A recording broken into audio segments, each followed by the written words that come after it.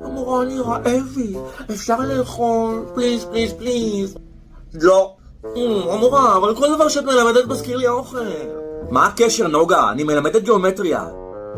אוקיי, בואו ניקח למשל משולש. זה מזכיר לי משולש פיצה. אוקיי, אז בואו נדבר על עיגול.